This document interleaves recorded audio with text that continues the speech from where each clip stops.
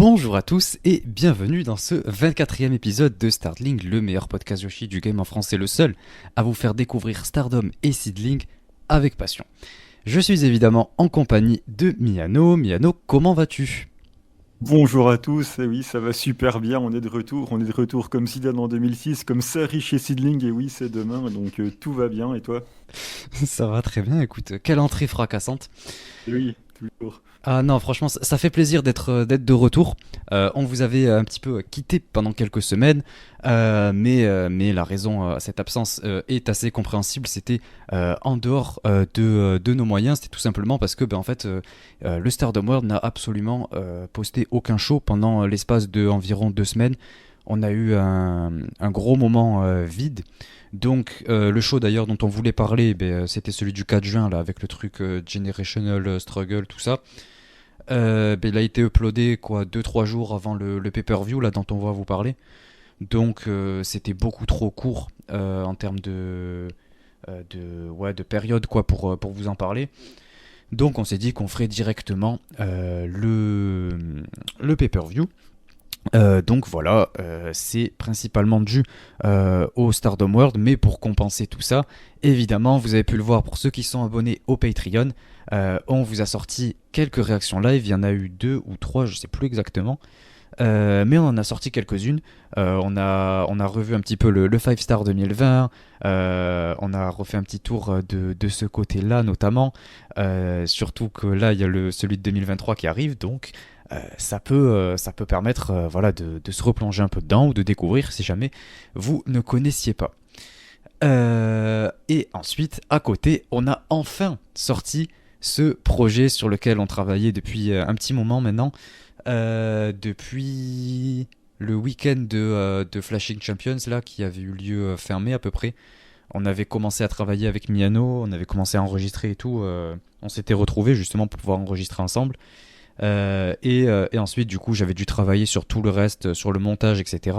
Et en parallèle de ça, certains shows de début juin étaient, vu que c'était uploadé un peu de manière aléatoire et ayant envoyé des spoils passés, etc. Il y a quelques trucs qu'on a dû modifier à chaque fois et tout, mais on a sorti le guide Stardom en français, le premier de l'histoire. Allez faire un tour si vous avez pas encore vu. Ça permet à tous les nouveaux arrivants, tous ceux qui découvrent le produit, de comprendre comment ça fonctionne. On est quand même rentré bien en détail, c'est assez bien structuré. Je trouve que le plan est plutôt pas mal pour découvrir, pour avoir une première approche au niveau du produit. Et même ceux qui suivent depuis longtemps, quelques mois, quelques années, peuvent, je pense, apprendre certains trucs, puisqu'on a quand même essayé d'apporter quelques petits détails, quelques petites touches spéciales. Donc voilà, je pense que vous pourrez toujours en apprendre un petit peu. Et on compte sur vous, évidemment, pour le partager en masse et espérer pouvoir avoir de plus en plus de fans du produit en France et commencer, comme on l'a dit, à développer de plus en plus cette communauté de fans de Stardom en France. C'est un objectif de toute façon qu'on a et voilà, et on veut continuer à consolider un petit peu cette communauté qu'on est en train de créer. Sur le serveur Discord, voilà, on est de plus en plus unis et c'est toujours un super moment de parler avec tout le monde. Voilà, il y a une très bonne proximité et c'est cool de pouvoir échanger avec vous tous. Donc merci à tous pour votre soutien, merci à tous pour vos partages, etc. Et on compte sur vous pour continuer de partager tout ça et voilà, répandre un peu plus le produit Stardom de manière à l'échelle nationale. C'est à peu près tout pour tout ce qui est des projets qui sont sortis. À côté, je travaille personnellement sur le prochain projet dont je vous avais déjà parlé, qui sera spécialement pour le Patreon. Mais il y aura le petit teasing que je vous prépare qui sortira sur YouTube. Donc comme ça, vous saurez ce que c'est à travers ce petit truc que je vais vous sortir sur YouTube. Donc ça demande pas mal de temps, etc. à préparer ce teasing. Ça me demande pas mal de temps en termes de montage et tout. Donc c'est pour ça que ça prend un peu de temps. Et ensuite ça sortira sur le Patreon. Vous verrez tout ça, tout ce que je vous ai préparé. Mais vous savez comment on est. On tient toujours à faire les choses de manière propre et que ce soit vraiment le mieux possible qu'on puisse faire. Donc c'est pour ça que ça prendra du temps. Mais on espère sortir ça, pourquoi pas, début juillet, j'espère. D'ici peut-être le 10 juillet, on va dire. C'est ce que j'espère. En tout cas, je fais le maximum pour. Donc voilà, merci d'être patient. Et ensuite, il y a aussi le débat qu'on a dû repousser un petit peu parce que il faut que ça consolide un peu avec tout le monde. Les dates, il faut qu'on se trouve un créneau. Et pour 5 personnes, c'est un petit peu compliqué. Mais je pense que ça devrait arriver très bientôt. J'espère au moment où on vous parle, là, ouais, du coup, d'ici fin juin, ce serait pas mal. Genre dans cette semaine-là, on est en train de voir. Sinon, ce sera peut-être la semaine d'après, enfin à voir. Mais on va essayer de vous faire ça assez rapidement, puisque ça fait quand même un petit moment qu'on vous l'avait promis. Donc on fait le maximum pour ça, donc ça devrait bientôt arriver. Voilà, et également on tenait également à remercier personnellement notre nouveau graphiste, on va dire, qu'on a, pour lequel on a fait un tweet. C'est Oh My Ghost qui est sur le Discord d'ailleurs, et qui a accepté de nous aider à travers tous nos projets, etc. Donc c'est lui qui sera en charge de toutes les choses un peu qui concernent le graphisme, etc. C'est largement meilleur que ce que je fais moi, donc je suis super content de l'avoir. Et de toute façon, vous pourrez le voir là sur la pochette de cet épisode. Il nous a également fait un très beau layout pour le débat qui va arriver. Il nous a fait la miniature de la vidéo du guide Stardom, la miniature de la vidéo YouTube dont je vous parle là qui va arriver. Donc voilà, c'est vraiment un grand merci à lui. Il nous a refait le logo et la bannière. Donc voilà, je tenais quand même à lui faire une mention spéciale sur le podcast parce qu'il le mérite après tout. Et voilà, on le remercie énormément. Et en parlant de remerciements, évidemment, on va remercier toutes les personnes qui sont abonnées au Patreon. Vous savez à quel point ça nous fait plaisir et à quel point ça nous aide. Ça aide à faire développer le podcast. Comme vous pouvez le voir, vous voyez, on a de plus en plus de monde et le podcast évolue de plus en plus également de son côté. Donc voilà, c'est toutes vos contributions nous aident énormément pour tout ça, et c'est le moyen pour nous soutenir. Il y a voilà, tout ce qu'on fait est gratuit, etc. Et donc toutes les personnes qui nous soutiennent à travers le Patreon, c'est une manière de nous remercier pour notre travail, etc. Et c'est pour ça que ça nous touche autant. Donc un grand merci à vous tous, à vous 10, donc Pip, Corwin, Amré, Psycho, Roilord, Guillaume, Yanis, Papis, Julien, Miburo et Melchiok. Donc merci à vous 10, comme toujours ça nous touche beaucoup, et on vous est grandement reconnaissant pour tout votre aide et votre soutien. Donc voilà, c'est à peu près tout pour cette semaine. Que je réfléchisse. Il y avait également le petit truc sur Twitter. Mariamé avait posté un tweet où elle disait qu'elle travaillait actuellement sur son vlog de quand elle est arrivée au Japon, et que de tout ce qu'elle avait tourné, elle avait genre 600 clips à peu près par lesquels elle devait passer, etc. pour faire son petit vlog et avancer dans ses vlogs, puisque je crois que c'est un film à peu près sur une semaine, et elle poste ça. Et donc elle disait un peu en rigolant, voilà, envoyez-moi votre soutien, envoyez-moi vos pensées, ou alors un monteur vidéo. Et il y a eu énormément de personnes qui m'ont soutenu, enfin m'ont recommandé. Donc merci à vous tous ceux du Patreon qui y sont allés et qui m'ont suggéré pour l'aider, puisque vous savez que ça me ferait extrêmement plaisir. Donc voilà, merci à tous, vraiment ça m'a fait plaisir. Bon, pour l'instant j'ai pas eu de message de sa part, hein, et elle a sorti elle-même son vlog. Je pense que pour l'instant elle a l'air de se débrouiller, mais en tout cas voilà, Mariamé, si jamais tu écoutes, en plus apparemment elle parle français, donc si jamais tu écoutes, sache que ce serait avec grand plaisir que je t'aiderai. Voyons, après tout, ça me ferait très plaisir. Mais voilà, donc si jamais elle finit par être dépassée par tout ce qu'elle a dans sa vie, etc., puisque c'est vrai que ça doit prendre pas mal de temps, voilà, je suis là pour aider. Et voilà, j'espère que peut-être un jour elle sollicitera mon aide. Mais merci à tous de m'avoir recommandé, ça m'a fait extrêmement plaisir. Et ça montre à quel point voilà, tout le monde est solidaire et c'est une petite communauté, donc ça m'a beaucoup touché. Donc merci à tous. C'est tout pour cette longue intro. Je pense que c'est probablement la plus longue intro depuis le début. Mais voilà, il fallait revenir un petit peu sur tout ça. Et puis c'était notre retour depuis quelques semaines déjà. Ça fait peut-être même un mois. Ouais, c'est possible que ça fasse un mois, oui, parce que je crois qu'on avait enregistré vers le 28 ou 29 mai. Donc voilà, ça va faire un mois au moment où on vous parle. Donc il y avait beaucoup de choses à dire. Et comme vous pouvez le voir, il n'y a peut-être pas d'épisodes qui sortent. Mais à côté, on travaille sur plein d'autres projets et tout. Donc voilà.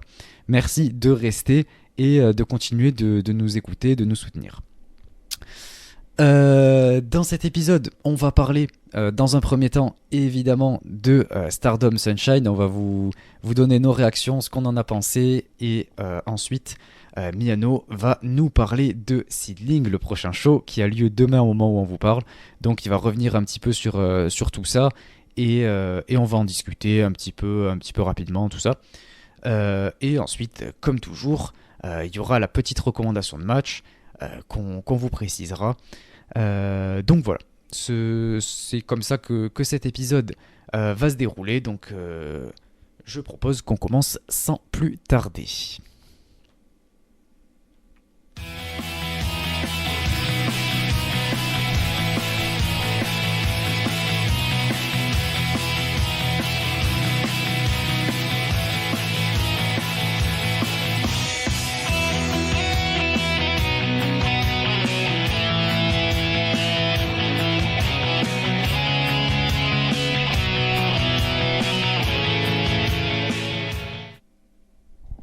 Stardom Sunshine 2023, du coup, c'était le 25 juin 2023. C'était ouais, un pay-per-view qui est après, ouais, au bout d'un mois, mais que je voulais dire qui se rapproche très, très rapidement du prochain. Il est assez proche de Midsummer qui aura lieu dans une semaine, donc juste une semaine après. Et du coup, voilà, ça nous fait quand même deux gros pay-per-view dont on doit parler comme ça en l'espace d'une semaine, une semaine et demie, et qu'on doit voir. Donc voilà, Stardom qui nous gâte, même si bon, ils sont en train un petit peu d'abuser en termes de show. On n'est pas les seuls à le remarquer, mais ça a l'air de se calmer petit à petit, et on va rentrer dans une des périodes les plus importantes de l'année. Ce sera le 5 star, mais on va y revenir un petit peu après. Donc le show a commencé avec évidemment comme toujours le pré-show. Donc dans le pré-show on avait Anan Sayaida et Momo Kogo qui affrontaient Wakatsukiyama, Yuna Mizumori et Aya Sakura dans un match qui était assez rapide. Il n'y avait pas eu énormément de choses. Je voulais juste revenir vite fait sur le résultat. On a Sayaida qui a remporté le match en faisant le tombé.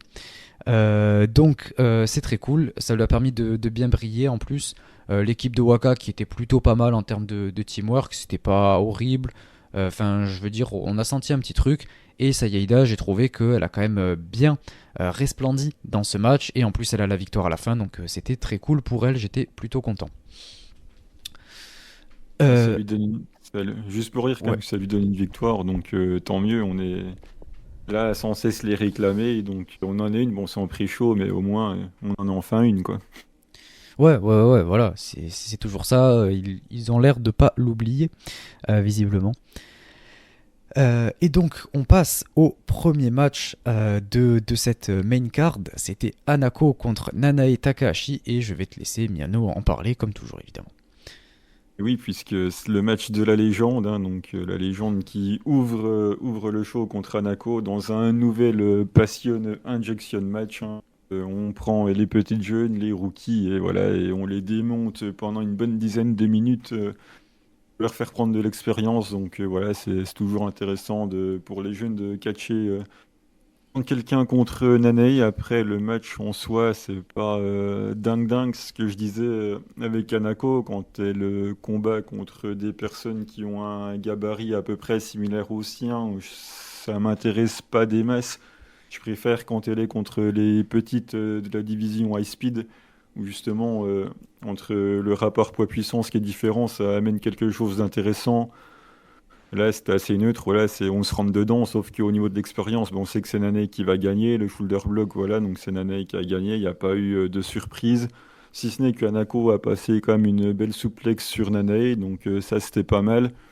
Et voilà, à la fin, on a Hanako qui se dégage d'une prise de Nanae et elle en profite pour passer un crossface pour la faire abandonner. Donc voilà, une petite victoire sur soumission.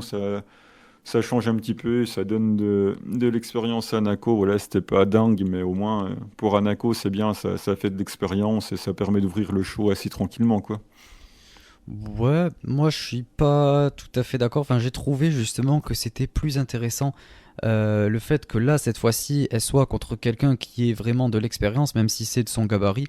Ça a permis de mettre en avant un petit peu son côté ouais, rookie, je dirais, avec tout le côté un petit peu ouais, où elle essaie de montrer ce qu'elle vaut. Elle était plus en tant qu'underdog, et j'ai préféré la voir sous ce jour-là. Où elle essayait de mettre des shoulder blocks, elle essayait de mettre en avant sa force, mais Nanae derrière suivait également, parce que elle a à peu près la même force et en plus elle a l'expérience, donc j'ai trouvé ça assez intéressant, et j'ai trouvé que Nanae l'a bien mis en avant et lui a sorti probablement le match de sa courte carrière évidemment, mais j'ai trouvé le match plutôt pas mal. C'est un des rares matchs de Hanako que j'ai apprécié, donc j'en ressors vraiment plutôt positif quand même.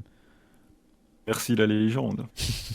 Ouais, ouais, non, mais elle a bien fait son travail. Il faut dire les choses. Juste après ça, on a eu l'annonce pour le 5 star. Sûrement qu'on y reviendra peut-être un peu après. Mais en tout cas, on nous a annoncé les participantes pour le 5 star, avec d'un côté le bloc rouge qui sera composé de Amisure, Natsuko Tora, Azuki, Natsupoi, Starlight Kid, Suzu Suzuki, Syuri, Sayaka Mitani, Mayui Watani et Tam Nakano. Et du côté bleu, on aura Anan, Mariame, Mina, Azumi, Mirai, Momo Watanabe, Saori Anu, Maika, Utami et Julia. Donc voilà, ça promet un 5 star plutôt intéressant, surtout du côté rouge pour ma part. Mais je pense que ouais, on va y revenir un petit peu rapidement après le show, après avoir review un petit peu ce show. Puisque en plus de ça, on a eu déjà la carte du premier jour du 5 star, donc voilà, on va y revenir. On passe au match d'après. On avait Syuri qui affrontait Xena. C'était un match intéressant. J'en avais parlé depuis quelques épisodes que, en tout cas, j'aimais bien Xena. Je la trouve intéressante. Je trouve que elle a un côté de puissance un petit peu imposant qui est assez intéressant à exploiter. Surtout pardon, du côté de chez Club Venus, puisque c'est pas le style qu'on retrouve le plus. Donc j'ai trouvé ça plutôt pas mal. Elle a mis en avant ça, pendant que Syuri, comme d'habitude évidemment, elle a mis en avant son côté avec tous ses kicks, etc. Un petit peu sport de combat, tout ça. Donc c'était une confrontation plutôt intéressante. Et voilà, j'ai trouvé que ça a permis de mettre Xena bien en avant et de la faire briller. C'est rare qu'elle ait un singles match comme ça aussi important. D'habitude, elle est dans des tag matchs un petit peu random où elle brille un peu moins. Et là, du coup, elle avait un petit spot pour elle, surtout face à Syuri. Donc, c'était intéressant. J'ai trouvé le match plutôt pas mal. Mais évidemment, Syuri, déjà, elle l'a pas loupé. Et en plus de ça, elle a remporté le match. Donc, assez logique. Miano, t'en as pensé quoi? Je trouvais ça très sympa. J'avais un peu peur de l'affiche parce que voilà, on a mis ça là sans forcément grand-chose derrière. Et le match est super cool. Xena, j'aime beaucoup son in-ring. Elle a sorti des trucs vraiment intéressants. C'était assez varié en plus au niveau du moveset, donc c'était cool. La seule chose qui m'a un tout petit peu ennuyé, c'est que ça a duré moins de 10 minutes et du coup, je trouve que la soumission de Syuri il arrive un peu de nulle part, en fait. On voit, tiens, c'est passé et c'est fini, c'est un petit peu dommage. Mais ouais, Xena a fait un super boulot, donc bah, ça m'étonne pas, puisque je considère que c'est la meilleure de son clan, donc Ah ouais. elle ne m'a encore une fois pas déçu. Après, j'ai cru comprendre qu'elle s'en allait, ça ressemblait à un au revoir, hein. Peut-être que je me trompe, je me suis pas embêté à regarder les trades et tout derrière. Il me semble que pour Xena, sa piche chez Stardom est pour l'instant terminée, donc voilà, contre Suri, ça ressemblait à son match de fin, donc voilà, on lui a donné un gros match et elle a super bien fait le boulot. La seule chose qui m'a dérangé, c'est ces petites mimiques de clan à la Club Vénus là pendant le match qui, à mon sens, ne lui apportent rien. Au contraire, ça la dessert plus qu'autre chose au vu de ce qu'elle a proposé, mais le match était quand même bien cool. Ouais, effectivement, c'était le dernier match de Xena chez Stardom, c'est assez triste, mais elle nous l'a annoncé, on a pu le voir aussi dans ses commentaires backstage, qui était en plus traduit par Waka. Donc, ouais, elle nous a dit que c'était le dernier match, mais que promet qu'elle reviendra, mais bon, c'est pas pour être pessimiste, mais bon, on sait ce que ça veut dire, quoi. Enfin, Zaya Brookside a dit pareil, Jessie a dit pareil. On attend juste qu'elle revienne, mais on sait pas quand ce sera. Et pour l'instant, il n'y a pas de date précise et on sait pas quand elle reviendra. Donc, en tout cas, ça m'a fait plaisir de la découvrir pour la première fois chez Stardom. Et elle a fait du bon travail. Elle a porté ce côté intéressant du côté de chez Club Venus. Donc, je suis plutôt satisfait et j'espère la revoir bientôt, on espère. Ouais, histoire de remettre un petit peu de Warcraft par là, quoi. Non, pas besoin de voir Crate. De toute façon, on va y revenir juste après, mais là maintenant, on a tout ce qu'il faut chez Club Venus, hein. On passe au match d'après. On avait Tam Nakano, Natsupoi et Kairi qui affrontaient la nouvelle équipe, entre guillemets, puisque ça fait quand même quelques temps qu'elles sont déjà un petit peu établies. C'est Maika Suzuki et Mei Seira. Donc voilà, une équipe assez particulière, on va dire. Euh, je trouve, et ça a toujours été le cas pendant le match, qu'elles sont toujours pas tout à fait bien établies, que ça manque encore un peu d'alchimie, tout ça. Et c'est compliqué là pendant les shows de construction. Depuis qu'elles ont commencé à faire équipe toutes les trois, elles n'ont jamais réussi à placer leur finish. À chaque fois, ça a été botché. C'est assez triste. Faut travailler dessus parce que c'est dommage parce que le move est très cool, mais à chaque fois, il y a Mei qui arrive à le botcher. Et je pense qu'il y a moyen de plus travailler tout ce qui est communication, alchimie entre elles et tout. Parce que, en tout cas, les trois ensemble vont plutôt bien. Donc voilà, j'espère qu'elles vont développer ça. En tout cas, le match était plutôt pas mal, franchement. J'ai trouvé que Kairi, au tout début, en jouant un petit peu la heal, comme ça, elle a bien fait briller Mei, donc c'était intéressant. Et Maika aussi était plutôt pas mal pendant le match. Elle venait apporter ouais, ce côté un petit peu puissance, ce côté ouais, de force quoi, dans le match.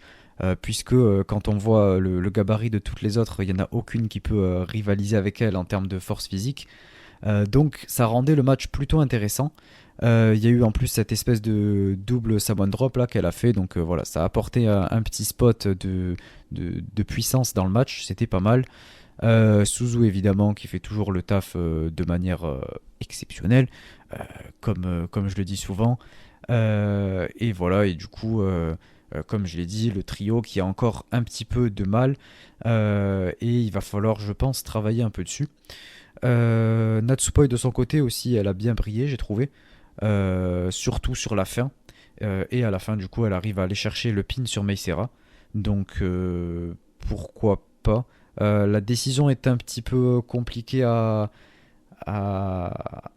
pas comprendre. Enfin, en fait, à se décider dessus, c'est vrai que ça aurait été un peu compliqué. Parce qu'en fait, pour ma part, j'aurais plus vu Maika Suzuemei remporter le match, étant donné tout ce qui se passe du côté de chez Stardom, notamment par exemple avec le truc de Generational Struggle, là, mais aussi le fait que les trois s'établissent ensemble.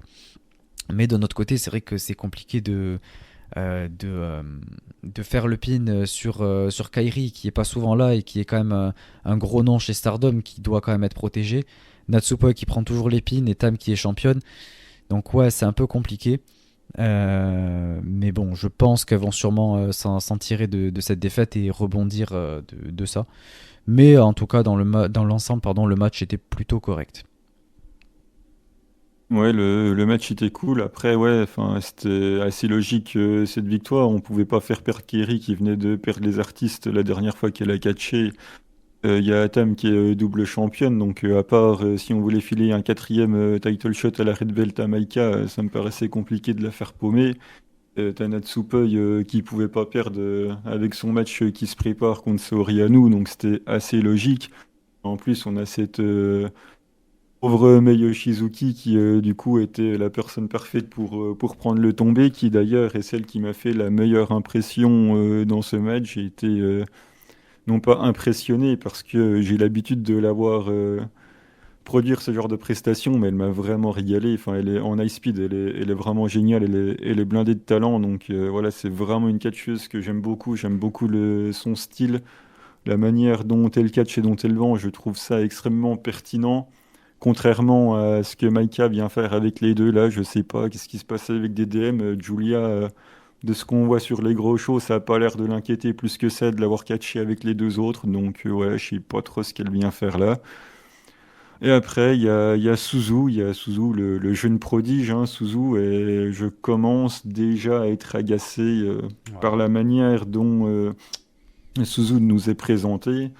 Et je remets aucunement en cause ni son immense talent, ni sa carrière un peu dans le deathmatch qui lui donne un petit peu ce côté badass et tout, il n'y a aucun souci. Mais l'avoir à chaque fois no-sell les moves, j'en ai marre. Enfin, on parle quand même de la Tiger Suplex de Tam, championne Red Belt, championne Wonder. Elle pose une Tiger sur Suzuki, la no-sell complètement. Enfin, ça m'agace il y a quelques années, je sais plus, c'était il y a 2 ans, je sais plus, on se plaignait que Julia vendait que dalle et bah là Suzu ne vend rien, elle se prend la Tiger qui est un des gros moves de la double championne, elle le vend pas pour passer sa tequila shot direct derrière. Donc ouais, le booking et la manière dont nous est présenté Suzu commence sérieusement à me gonfler, même si effectivement c'est quelqu'un que j'apprécie, j'aime beaucoup la manière dont elle catch, mais ouais, enfin, le vase commence déjà à être bien rempli, on va dire, quoi. Après, je sais que je suis le seul à penser ça, mais comme je l'ai toujours dit, voilà, ce que je dis n'engage que moi et ce n'est que mon avis. Je sais très bien que je suis extrêmement minoritaire là-dedans, mais ça a le don de m'agacer un petit peu quand même. En vrai, non, mais je te rejoins sur le point, sur le côté de tous les nocelles, etc. Je le dis également. Et pour d'autres catcheuses, donc ne pas le dire pour Suzu, ce serait être jouer un petit peu sur de l'hypocrisie. Donc évidemment que je suis d'accord et j'ai même été un des premiers à en être surpris, enfin désagréablement surpris de l'avoir kick out de ce move-là. Mais c'est juste que, en tout cas, vu que je l'aime bien, etc., ça me gêne beaucoup moins. Surtout en plus ouais, dans un match comme ça. Et après, de toute façon, les deux finissent au sol et elles bougent plus. C'est pas pour partir ensuite sur une grosse séquence qui enchaîne sur des moves qui nocellent. Donc là, ça m'a pas spécialement dérangé. Mais oui, évidemment que je comprends tout à fait et que je te rejoins même un petit peu.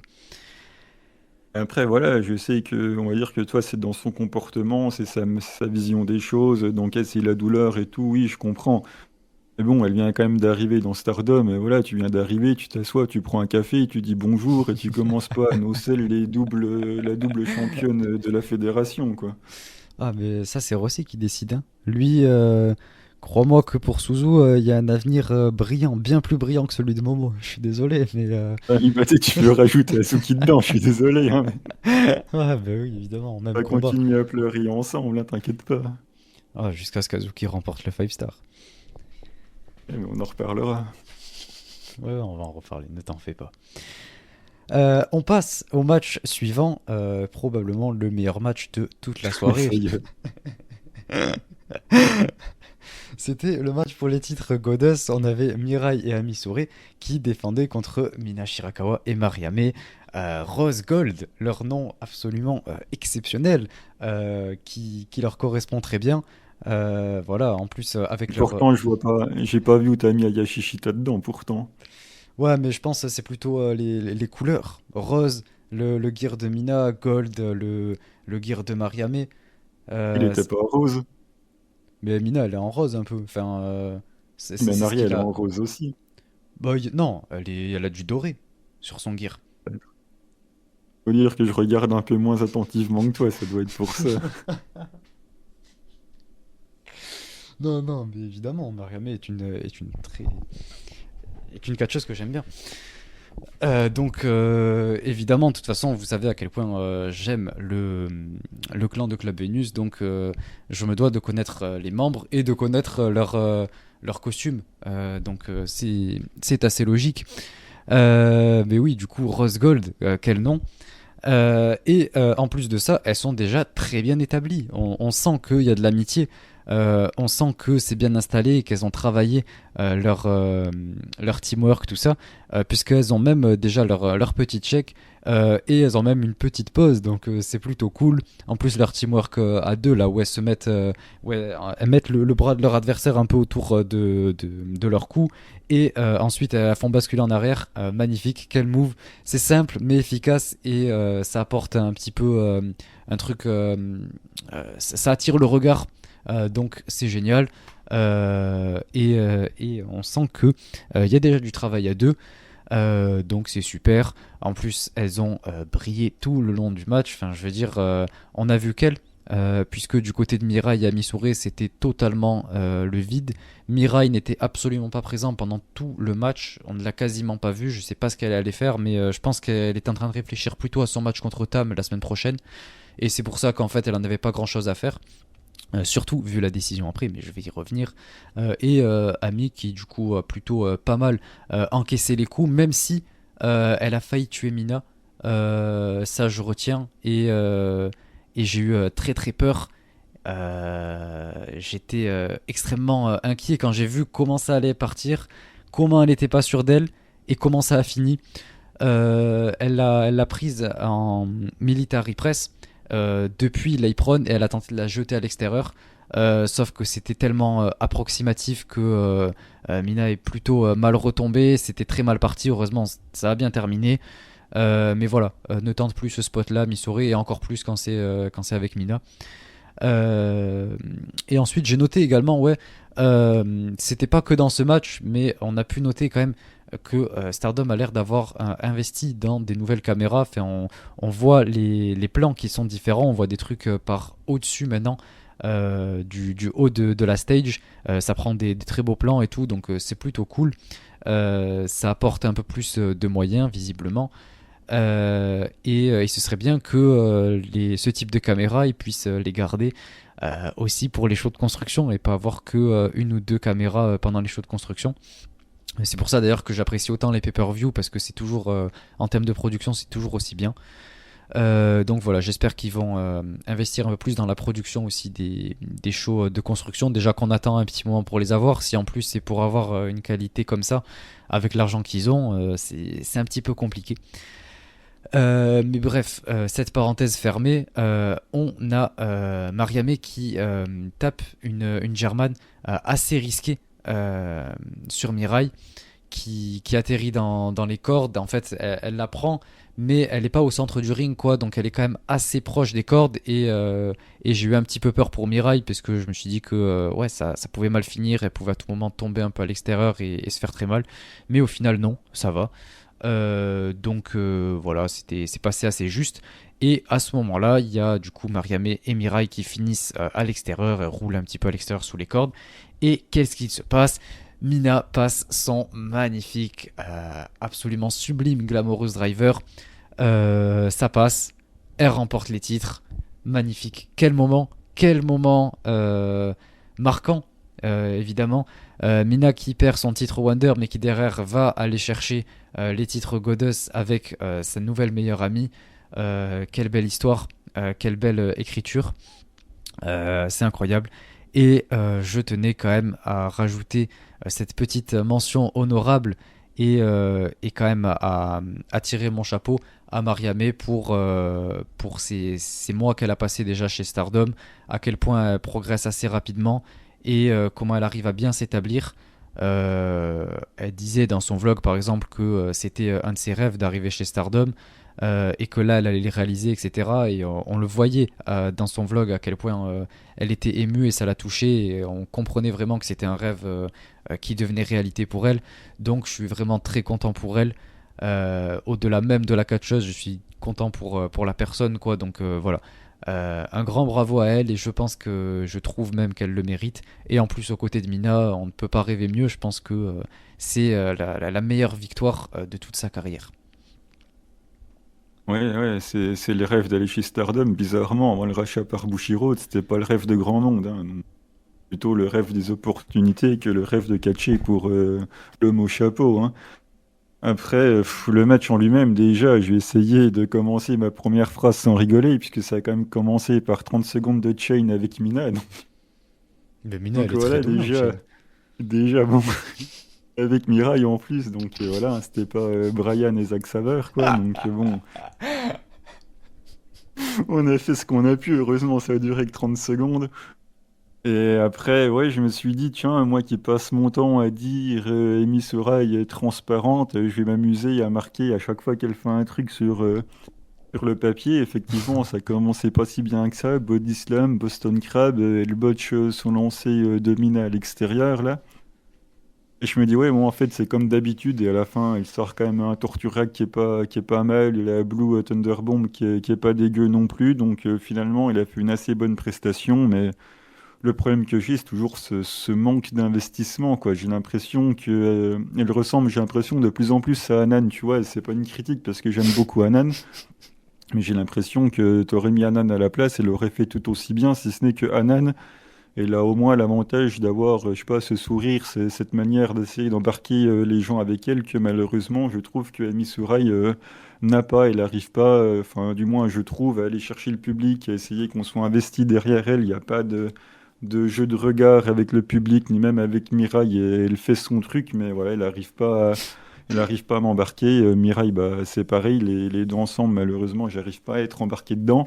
C'est d'ailleurs dommage que tu sois d'accord avec moi, puisque malheureusement, bah, du coup, il n'y aura pas d'esprit de contradiction dans ce qu'on dit. Donc ceux qui nous écoutent et qui ne regardent pas spécialement vont potentiellement se dire que c'est vraiment pas bon, alors que non, c'est juste pas notre truc. D'ailleurs, quand on a eu la chance d'avoir Sturé avec nous, bah, pareil, il n'était pas non plus emballé par les deux, donc c'est un petit peu dommage. Je sais que sur le Discord, il y en a qui les apprécient, notamment Mireille. Donc voilà, ils ont quand même des gens pour les soutenir, et tant mieux pour elle. Mais voilà, en tout cas, avec nous, malheureusement, ça passe pas, ou du moins, ça passe pas très très bien.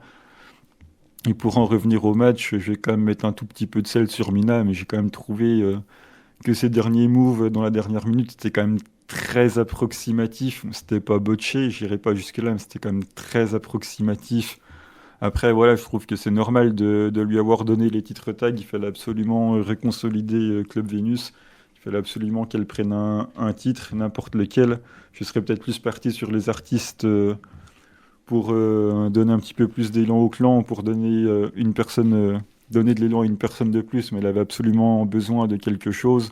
Même si ma théorie, c'était qu'elle fasse un très très gros 5 star. Donc voilà, peut-être que du coup, avec ses tags, elle ne fera pas le gros 5 star que j'envisageais, même si je pense que ça n'aura rien à voir. Je pense que Mina peut aller très très loin. Peut-être finaliste, le gagner, il faut quand même pas déconner. Mais moi, ça m'étonnerait pas quand même qu'elle finisse dans les trois premières. Elle en a besoin après avoir perdu la Wonder. Donc voilà, là, elle se relance avec les titres tags, même si je l'apprécie pas plus que ça. D'un point de vue du booking, on va dire que voilà, c'est assez logique. Bon, moi je pense que ça va être comme tous les 5 stars de chaque année, qu'elle va pas aller super loin, qu'elle fera une performance mémorable, mais que ça ira pas plus loin que ça. Elle a les titres tag, et ça va lui suffire pour l'instant. Sûrement qu'elle ira challenger Tam, je pense, pour la World en plus. Peut-être plus tard dans l'année, j'en sais rien, mais en tout cas elle le gagnera pas. Mais je pense que c'est comme ça que ça va se passer. Ils sont Euh, dans le même bloc? ouais. Ah, ouais, donc effectivement, il suffit qu'elle fasse draw contre Tam ou qu'elle la bête pour éventuellement pouvoir challenger sans gagner le 5 star du coup. Euh, Non, pardon. Non, non, non, non, non, non, elles sont pas dans le même bloc. Je dis des bêtises. Autant pour moi. Non, j'ai dit des bêtises. J'ai mal lu mes notes. Non, elles sont pas dans le même bloc. Mais je pense que ça peut quand même se faire. Ouais, Euh, donc du coup, ça crédibilise peut-être l'hypothèse de Mina qui va au bout du coup. Moi, j'y crois absolument pas. Je verrais plus une Maika remporter ce 5 star. De toute façon, on va y revenir après. Mais je voulais juste rebondir sur ce que tu disais par rapport à Misore et Mirai dans leur style de catch. Par rapport au fait que Anan aurait fait mieux ou je sais pas trop quoi. Enfin, si, mais je suis un petit peu d'accord, mais je tiens quand même à, euh, à marquer une petite nuance. C'est qu'il y a quand même une différence dans leur personnage. Anan est plus du côté grosse babyface à vouloir avoir le public derrière elle, etc. Alors que Mirai et Misore sont pas spécialement là pour ça. Elles sont pas, c'est pas vraiment les grosses babyface, les underdogs derrière qui tout le monde est, etc. Mais je te rejoins sur le fait que ça manque d'émotion, ça manque, peu importe qu'elles essaient de transmettre à travers leur personnage, mais ça manque de ces émotions-là, ça manque de connexion avec le public. Et oui, comme tu le disais, elles font leur truc sans regarder le public, etc. Et du coup, ben, ça marche pas trop, je trouve. Euh, mais, euh, mais voilà, je voulais juste rebondir là-dessus. Euh, et du coup, et en plus de ça, je suis quand même plutôt content que leur règne arrive à terme. C'était, c'était un règne vraiment pas mémorable, il n'y avait pas grand-chose. Et, euh, et voilà, ça pose souci quand on a des titres quand même assez aussi importants que les Goddess, c'est quand même les titres tag, etc., qui sont défendus assez régulièrement, surtout en pay-per-view. Quand on a des matchs de ce type-là, ça me rappelle un peu le règne de Sayaka Mitani, sauf que elle, on s'en rappelle surtout parce qu'il a duré extrêmement longtemps, et c'est ça qui a fait que c'était marquant. Alors que elle, ben, il n'était pas super long non plus, mais on se rappelle même pas d'un seul match, quoi, donc fin de mémorable. Heureusement, il y avait Azuki, donc ça, je m'en rappelle. Mais sinon, il n'y a pas grand-chose à se rappeler. Ah, Euh, le truc, c'est que ça ressemble surtout à une très belle transition pour amener Mirai sur la Wonder, quoi. Aussi, oui. C'était, on va dire, une étape à passer avant de l'amener par là, et les Goddess n'auront malheureusement servi qu'à installer un petit peu pour son match à la Wonder, quoi. Ça n'a pas rendu service au titre, en tout cas, ça lui aura juste rendu service à elle pour aller taper à l'étage au-dessus, quoi. Bon, en vrai, il n'y avait même pas besoin de faire ça. Normalement, enfin, juste avec le Cinderella, il y avait moyen de préparer ça.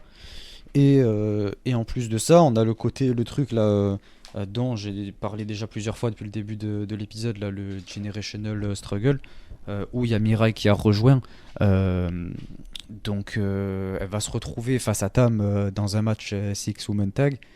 Non, si, Six du coup, ou 8, je sais plus, au prochain Korakuen. Donc, il y avait moyen de le travailler un peu là-dessus. Et du coup, je pense que ça, ce sera surtout la continuité, vu qu'il aura lieu le 9, alors que Tam défend le 2. Donc, dans tous les cas, peu importe qui gagne, ce sera la continuité de ce match-là. Mais voilà, il y avait moyen de continuer là-dessus, pas spécialement avoir besoin des titres Goddess, pardon. Mais là, on a deux championnes absolument exceptionnelles et qui représentent le titre parfaitement, vu leur alchimie qui est quasi imbattable. Donc voilà, je pense qu'on ne pouvait pas rêver meilleure championne. On passe au match d'après. C'était le match du coup. C'était le premier match en cage du coup de cette soirée. C'était la cage, pardon, c'était vraiment l'attraction de la soirée. On savait qu'on allait avoir deux matchs avec et surtout le main event qui promettait. Mais on a commencé du coup avec ce premier cage match et c'était pour les titres artistes. On avait Julia Tekla et Mai Sakurai qui défendaient contre Mayu, Azuki et Koguma. Et quel match! Un match assez court. En même temps, je pense que ça se comprend évidemment, puisque ben, il fallait pas faire de l'ombre au main event. Mais on a quand même malgré tout eu des jolis spots. On a eu un beau match. Déjà, on a l'entrée de Stars qui était super drôle. Avec Azuki et Koguma qui portent Mayu pour l'amener jusqu'à la cage. Mayu qui avait l'air d'avoir un petit peu peur de tout ça, etc. Et du coup, il y a Azuki et Koguma qui l'ont amené. Ça faisait en plus un petit peu référence à ce qu'avait posté Azuki sur Twitter. On la voit amener Mayu avec Koguma, justement, avant le show, en habit civil, etc., pour l'amener jusque dans l'arène. Voilà, c'était un petit truc assez fun comme ça. Et le match commence. En plus, on a Mayu qui essaye direct de s'échapper. Euh, et, euh, et ensuite, le match commence et on a Stars qui direct prennent à L3 Mai en soumission, alors qu'il y a Tekla et Julia qui essaient de s'échapper. Ça, c'est par exemple un truc que j'ai pas trop compris. Pourquoi est-ce que elle s'échapperait pas quand même, quoi, quitte à laisser Mai seule. Là, les babyface, les grosses babyface qui restaient entre elles, qui restaient soudées, c'était censé être Stars, ou au moins une sur les deux qui s'échappe. Ça aurait pu leur donner un premier avantage, certes désavantagé dans la cage, mais avantagé par rapport aux règles du match. Donc voilà, j'ai pas trop compris ça.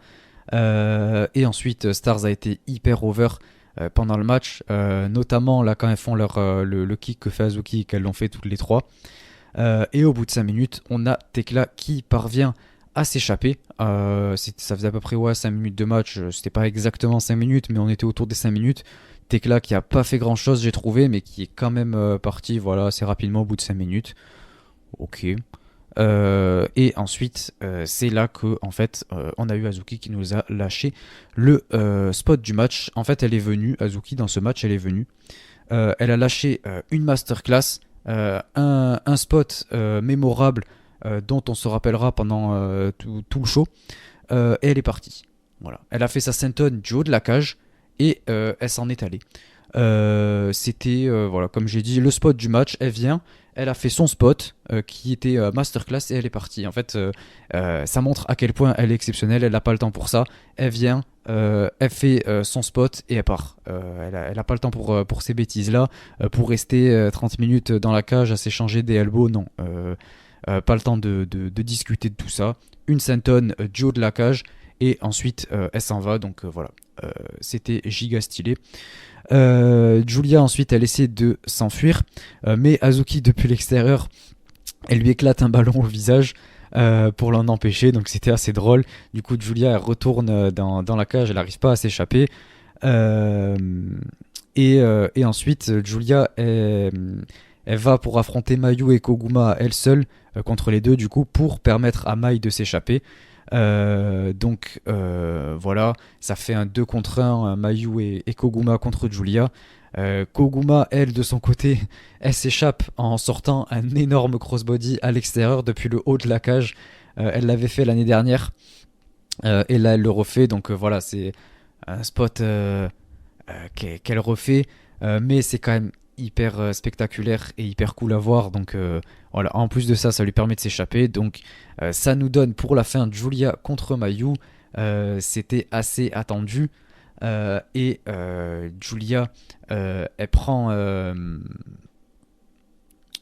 Mayu en slipper, en espèce de slipper hold là, du haut de la cage. Et alors que Mayu essayait de s'échapper, et Mayu du coup, elle finit par tomber, elle retombe dans le ring, dans la cage, alors que Julia était tout en haut, et donc ça lui permet de s'échapper et de remporter le match. Donc voilà, DDM qui conserve ses titres artistes, et Julia qui du coup arrache la victoire à son équipe en battant Mayu. Et c'est de cette manière-là qu'on va avoir la promo suivante. Mais d'abord, je vais laisser Miano nous dire ce qu'il a pensé du match. J'ai trouvé le début qui était extrêmement brouillon. C'était chacun mettait des coups aux autres et du coup c'était filmé de très loin et pour qu'on puisse voir tout le monde à la fois. Donc du coup le début du match c'était vraiment moyen jusqu'à justement ce fameux spot là que tu as annoncé avec Tekla et Julia qui sont à la moitié de la cage et qui auraient pu s'échapper en laissant Maille sur les trois de Stars, et je me suis dit, mais pourquoi ils y vont pas? Mais en fait, quand tu vois que la stipulation, c'est que l'intégralité du clan doit sortir, et si tu laisses Mai Sakurai tout seul contre les trois, il suffit que les trois la démontent, les trois sortent ensuite en même temps, et finalement, elles ont perdu quand même. Donc sur le moment, je me suis dit, mais allez-y, quoi. Puis en fait, quand Stars les ont regardés, et puis limite, elles leur ont dit, bah allez-y, en même temps qu'elles tenaient Mai Sakurai, je me suis dit que ouais, c'était plutôt une bonne idée finalement qu'elles redescendent. Et après, le match était vraiment cool. Je pense que Koguma est sous-estimé dans le sens où on a l'habitude de l'avoir faire Kuma, là, faire les spots un petit peu fun en faisant l'ours. En attendant, elle prend des énormes risques à chaque fois qu'il faut en prendre, même avec les échelles, quand elle saute du haut de l'échelle à l'extérieur, quand elle saute du haut de la cage. Voilà, je pense qu'il faut pas simplement la réduire. Cet aspect comédie, elle est vraiment capable de faire d'autres choses, des grosses prises de risques. Après, comme tu l'as dit, Azuki, voilà, elle nous sort un gros spot aussi. Le match était cool et j'ai particulièrement apprécié la fin de match, les échanges de fin entre Mayu et Julia, ça m'a régalé, ça catch hyper bien. Et Julia, dans cette tenue noire, c'est vraiment le charisme incarné. Alors, je suis pas fan de Julia, vous le savez. J'ai toujours dit que son point phare, c'est justement ce charisme, même si ça reste subjectif. On est libre à chacun de trouver si les gens ont du charisme ou non. Mais Julia, habillée avec un pantalon noir, bottes noires, c'est vraiment le charisme. Ça me rappelle ses débuts dans DDM, là, quand il avait aussi un long bas noir. Je pense que c'est vraiment ce qui lui va de mieux. Et voilà, qu'elle s'en mette plein dans la tête avec Mayu à la fin, c'était super. Et d'ailleurs, Mayu qui prend vraiment un sale bump à la fin, quand Julia elle la pousse un peu du haut de la cage et que Mayu, t'as l'impression qu'elle fait 3000 tours sur elle-même avant de s'écraser lamentablement sur le ventre en plein milieu du ring. La pauvre, elle a dû douiller. Et voilà, gros bump pour Mayu pour finir. Et Julia qui descend, victoire de DDM. Donc, je suis content que DDM ait gagné. Je suis surtout content pour Mai et pour Tekla. Ça leur permet de leur donner un petit peu d'importance dans la fête. Donc, voilà, c'est une première défense plutôt sympathique. Ouais. Et ça nous fait passer ensuite à la promo de Julia qui nous dit que, voilà, en gros, pour raccourcir ça, elle nous dit tout simplement qu'elle veut challenger pour le titre New Japan Strong Women's Championship, là je sais plus exactement comment il s'appelle, et qu'elle va affronter Willow Nightingale, je sais même pas, je suis désolé, je sais pas vraiment qui c'est, euh, mais euh, c'est quelque chose d'assez complexe à juger, étant donné que pour l'instant on ne sait pas si ce serait toujours sous la branche de Stardom, enfin si elle resterait chez Stardom ou si ce serait un truc peut-être un peu comme Mercedes Moné avait fait avec le IWGP. En tout cas, moi je serais favorable, mais si elle pouvait rester loin de Stardom, du coup, je suis pour que Julia fasse quelque chose à l'international et je pense même que c'est ce qui lui correspondrait le plus pour la suite de sa carrière, étant donné qu'elle a vraiment tout fait chez Stardom maintenant. Mais j'aimerais que ce soit pas avec Stardom. En fait, on en avait déjà discuté, mais j'aimerais que Stardom reste à part entière, seul ou avec New Japan, mais sans essayer de trop s'internationaliser, pardon, dans le sens, comme on en avait parlé, à perdre leur identité et essayer de chercher absolument le buzz avec des matchs, voilà, qui cherchent le buzz et tout ça. C'est pas le genre de truc que j'attends, c'est pas le genre de truc que je veux voir, sinon ben, ça finit avec des matchs de 5 minutes sur des cartes New Japan, donc c'est pas le but.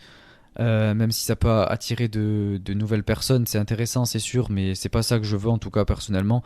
Donc à titre personnel, évidemment, j'aimerais que ce soit que si ça se fasse, ce soit sans Stardom, mais je doute que ce soit possible. Et je pense qu'en tout cas, elle va rester sûrement chez Stardom et qu'elle challengera pour ce titre, un peu comme Momo Kogo l'avait fait récemment quand elle avait rejoint le tournoi, même si c'est pas allé plus loin que ça. Ouais, bah moi pour être honnête, ça m'intéresse absolument pas. J'en ai absolument rien à faire. Je vais juste surveiller ça de loin parce qu'effectivement, de plus en plus peur de ces fameux crossovers, de ces choses-là. J'ai déjà expliqué maintes et maintes fois pourquoi ça ne m'intéressait pas. Je ne vais pas recommencer. La seule chose pour laquelle ça me dérangerait pas, c'est que ça soit un show estampillé uniquement New Japan, que Julia aille faire son match sous la bannière New Japan et qu'elle revienne en tant que Stardom et que voilà et qu'on arrête là. J'ai pas envie que ça soit Stardom crossover avec je sais pas qui, je sais pas où. Je m'en moque totalement. Qu'elle catch un show New Japan, qu'elle revienne ensuite chez Stardom et que toutes ces histoires de titres à la New Japan, on a 2 titres féminins maintenant là-bas. Voilà, rien à cirer, je suis désolé, mais c'est malheureusement me concernant, ça m'intéresse pas. Donc voilà, hein, si ça vous intéresse, eh ben, tant mieux. Je pense que voilà, de toute façon, la catcheuse qu'elle va affronter, ben, voilà, je ne la connais pas. Donc si je regarde le match, au moins, ça me ferait l'occasion de la découvrir. Mais voilà, c'est toujours dans ce fameux truc où j'ai l'impression qu'on me force la main de devoir suivre telle ou telle promotion pour comprendre ce qui se passe dans celle que j'ai envie de regarder. Déjà, j'ai pas le temps. Donc voilà, je focalise mon temps sur ce que j'ai envie de voir et quand on me force la main comme ça, en me forçant à regarder des crossovers ou je ne sais quoi pour comprendre ce qui se passe, c'est le meilleur moyen pour moi de m'éloigner du produit. Déjà quand le produit en lui-même, il fait qu'un show par mois, il y a un moment donné où voilà, j'ai pas le temps et je n'ai pas envie de m'investir dedans. Après, comme tu l'as dit, Julia à l'international pour Stardom, c'est une excellente idée. C'est probablement celle qui remplit le plus de critères. Donc voilà, qu'elle se dirige vers ça, je pense que c'est tout à fait normal. Mais voilà, personnellement, en tant que fan du produit, ça m'inquiète. Mais comme je l'ai déjà dit maintes et maintes fois, d'un point de vue du business, je comprends parfaitement. Euh, ouais, je voulais juste rajouter que en plus de ça, Julia a apparemment mentionné le, le côté Forbidden Door. Enfin, elle a juste mentionné euh, ce, ce- pas ce nom-là, mais enfin, ouais, elle a cité le mot Forbidden Door, quoi, pour ainsi dire, pour dire que il y avait possibilité d'une porte ouverte pour tout ce qui est AEW, quoi, vu que c'est leur nom de show. Donc moi, c'est surtout ça qui m'inquiète. Oui, bah, c'était ce à quoi je faisais allusion, hein. Oui, oui, oui, mais voilà, enfin, c'était pour préciser. Donc voilà. Je veux pas ça, surtout qu'en plus on a eu Tony Storm par exemple qui disait que, je crois que c'était dans une interview, qui disait que si elle devait affronter Julia, voilà, elle a démontré, je sais pas quoi. Euh, donc voilà, j'ai peur qu'on s'en rapproche. Pour ma part, en ce qui concerne le côté, enfin le titre, pardon, New Japan Strong, je sais plus quoi là, euh, je comprends pas en fait pourquoi ne pas avoir fait Julia contre Mayu, ne pas l'avoir challengé pour le titre IWGP. On est sur un match, sur un titre New Japan quand même, et on a un match qui peut, qui a le potentiel de main eventer. Ces deux énormes têtes d'affiche. Et en plus de ça, Julia vient de la battre dans un match, donc elle pourrait être légitime pour challenger pour le titre. Et ça aurait peut-être apporté plus de vues, peut-être pas, mais ça aurait été quelque chose de beaucoup plus logique et beaucoup plus intéressant à suivre.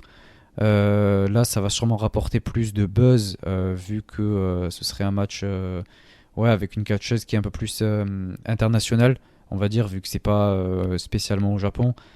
Mais bon, j'aurais préféré largement ce match-là et c'est même ce que je pensais qu'il allait se passer, mais visiblement non. Donc, faudra suivre ce qui va se passer pour la suite. Ou sinon, pour la petite blague, vu qu'ils savent déjà pas quoi foutre de ce titre à la New Jap, ils font gagner Julia et comme ça ils font un Julia Mayu dans une unification de titres et il n'y en a plus qu'un. Franchement, je serais même pas contre, hein. Mais bon, j'en doute parce que bon, le titre, ça fait 3 mois qu'il existe, je crois. Donc bon. La petite boutade, ça. Et on passe au main event. C'était un match en cage, du coup, à élimination. On avait Oedo Tai contre Stars. C'était Natsuko Tora, Momo Watanabe, Saki Kashima, Starlight Kid, Ruaka et Rina qui affrontaient Utami Hayashishita, Sayaka Mitani, Azumi, Lady C, Miyu Hamasaki et Ina.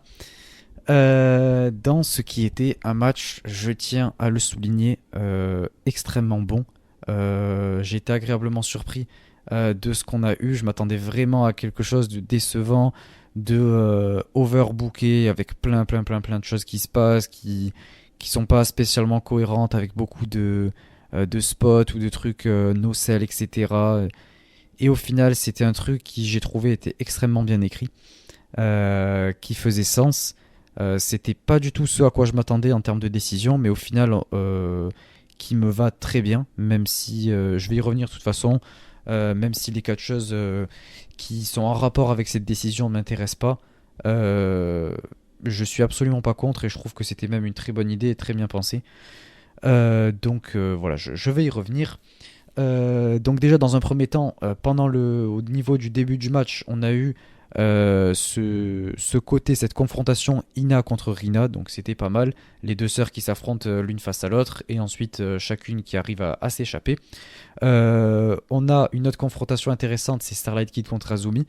C'est intéressant de toujours les voir l'une contre l'autre. On voit que c'est les éternelles rivales qui se retrouveront toujours, même sans le titre High Speed au final. Et en plus de ça, ce que j'ai trouvé intéressant, c'est ce côté no disqualification. Il y avait pas de, ouais, il y avait des spots. Il y avait le spot notamment avec la chaise, avec le dropkick là, avec la chaise. Et je trouve ça super intéressant d'avoir Starlight Kid et Azumi qui continuent leur rivalité, mais cette fois avec des trucs un peu plus moins conventionnels, on va dire, avec des trucs plus des objets, des trucs sans disqualification et tout. Donc c'est super, ça permet encore plus d'intensifier. Et c'était juste un petit truc auquel je réfléchissais, enfin qui s'est développé un petit peu en voyant le match. Mais j'ai trouvé ça cool. On a Lady C qui fait un chokeslam à Starlight Kid du haut de la troisième, là contre la cage là, c'était plutôt cool.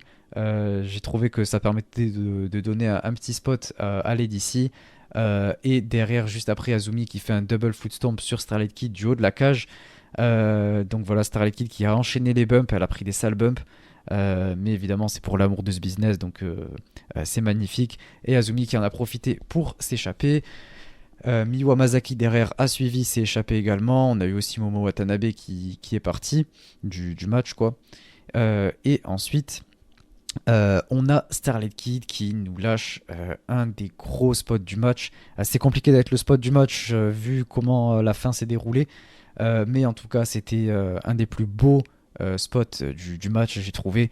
Ce moonsault du haut de la cage et elle retombe quasiment sur ses pieds.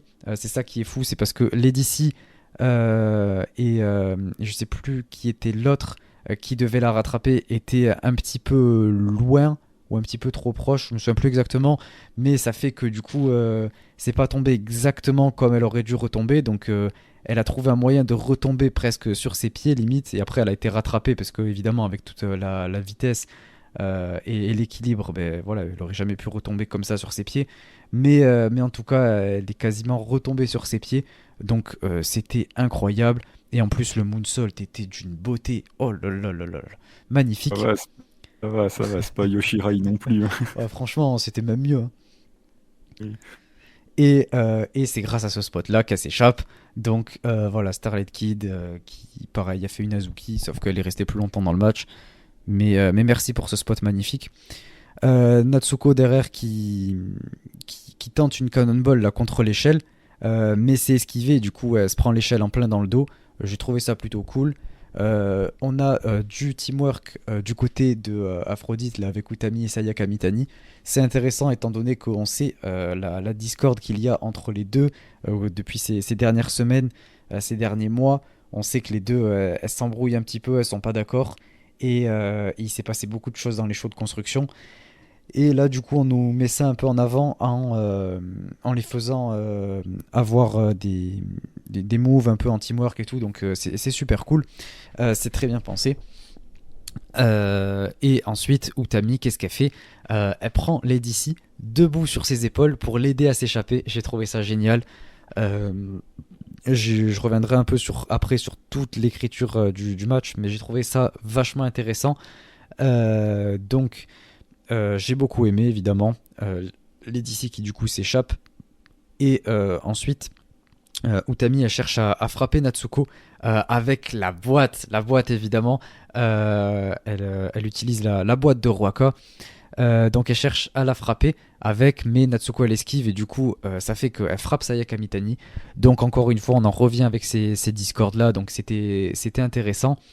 Saki de son côté elle cherche à s'échapper, mais il y a Azumi de l'extérieur qui sort un extincteur et du coup qui fait en sorte qu'elle retombe dans le ring, dans la cage.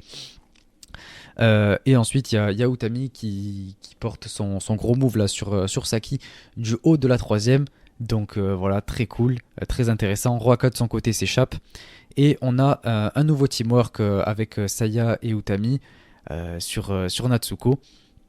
Et ensuite, Utami, elle aide Sayaka Mitani à s'échapper. Et ça, c'est un point crucial, on va y revenir un peu après. Parce que du coup, Utami, elle est toute seule contre Natsuko et Saki. Donc c'est du 2 contre 1.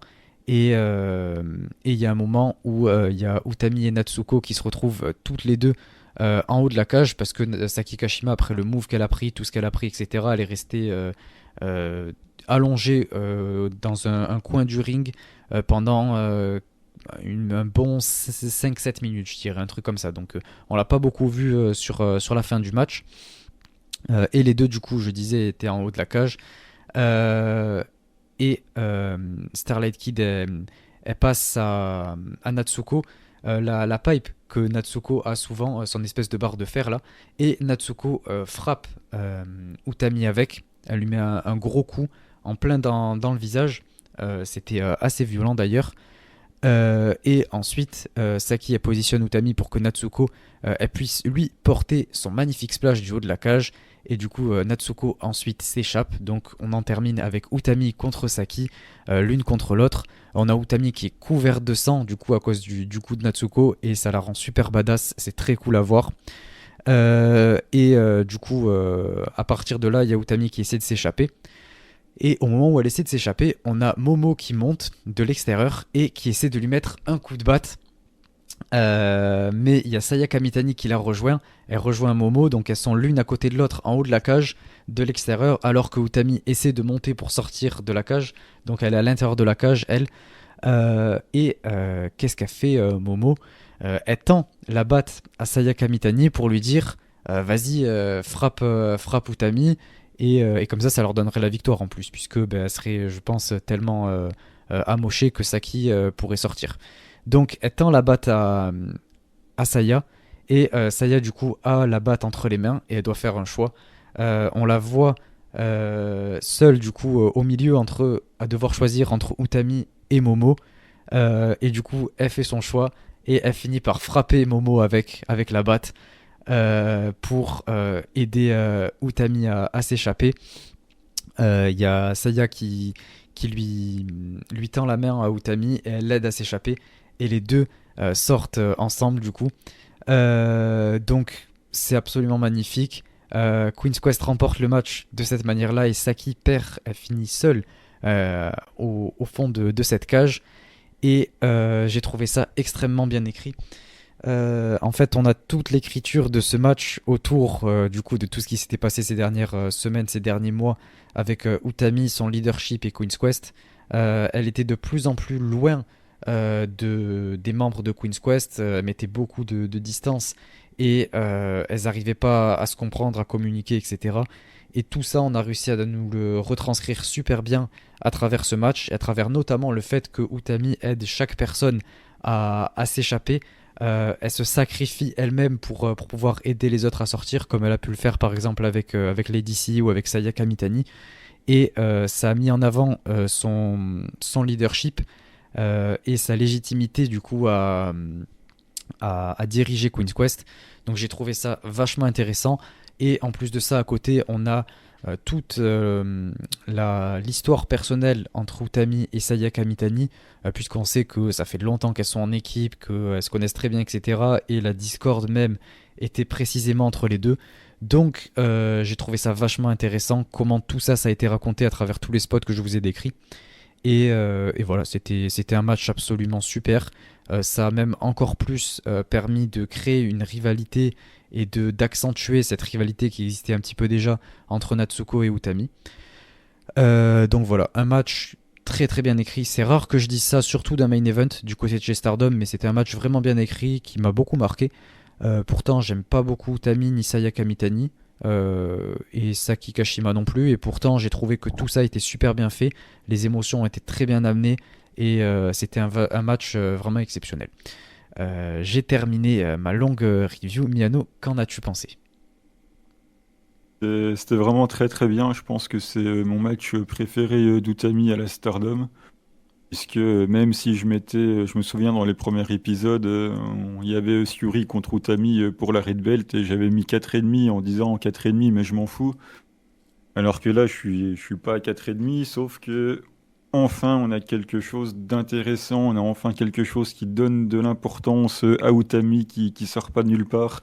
Comme quoi quand Stardom ils se bougent un petit peu pour écrire des choses sympas, ils sont capables de nous proposer des contenus de qualité. Voilà, on a enfin Utami dans ce que j'attendais d'elle et que je n'ai jamais eu, pardon, c'est-à-dire ce fameux rôle de leader de Queen Quest. On a enfin une ébauche comme quoi elle peut potentiellement prendre le lead du clan. Puisque quand elle était championne, je disais que c'est le titre en fait qu'il assoit en tant que leader, mais on n'a rien dans son attitude qui nous fait penser que c'est elle. Quand elle a perdu le titre, bah, c'était la descente dans la mid-card, il n'y a absolument rien, mais alors rien dans ce qu'elle a amené qui potentiellement donnait ni de l'intérêt à son clan, ni qu'elle voulait être avec les autres. Enfin voilà, il n'y avait rien, c'était le vide. C'était le vide spatial, enfin c'était le néant total. Et là, ça y est, on a enfin décidé de donner un booking à Utami pour qu'elle prenne des responsabilités, pour qu'elle montre qu'elle lead le clan. Et c'est génial, comme quoi elle en était capable. Il fallait juste qu'on lui donne une écriture qui lui permette de s'exprimer. Et voilà, c'est génial.